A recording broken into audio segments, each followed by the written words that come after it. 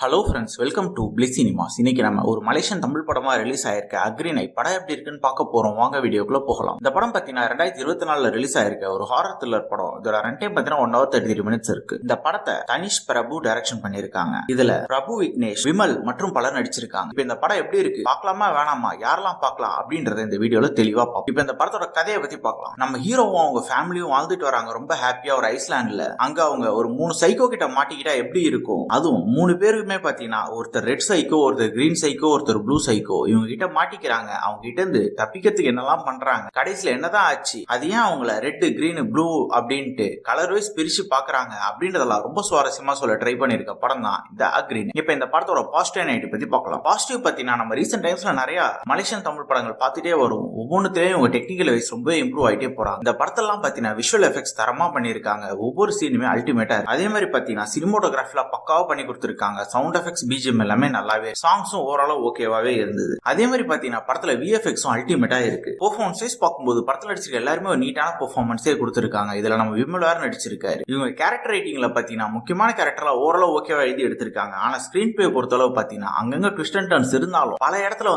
படம் ரொம்ப ஸ்லோவா போற மாதிரி இருக்கு. இந்த படமே பாத்தீங்கன்னா 1.5 மணி நேரம் தான். ஆனா அதுலயும் பல சீன்ஸ் ரொம்ப ஸ்லோவா போற மாதிரி தான் இருக்கு. அதெல்லாம் இன்னும் கொஞ்சம் தெளிவா எழுதி எடுத்துருந்தானே இந்த படம் வேற லெவல்ல ஒரு படமாவே வந்திருக்கும். அதனாலேயே பாத்தீங்கன்னா பல சீன்ஸ் பிரெடிக்டபிளாவும் லேகிங்காவும் இருக்கதான் செய்யுது. இவங்க டெக்னிக்கல் ஆஸ்பெக்ட்ஸ்ல நிறைய கவனம் செலுத்தி இருக்காங்க. அதே இவங்க ஸ்கிரீன் பிளேலயும் பண்ணியிருந்தாலும் ரொம்ப நீட்டாவே வந்திருக்கும். ஓவராலா பாத்தீங்கன்னா இந்த படம் ஒரு ஒன் டைம் வாட்சபிள் படம் தான். வேணும்னா ட்ரை பண்ணி பாருங்க. என்ன வீடியோல சந்திக்கலாம். தேங்க்யூ.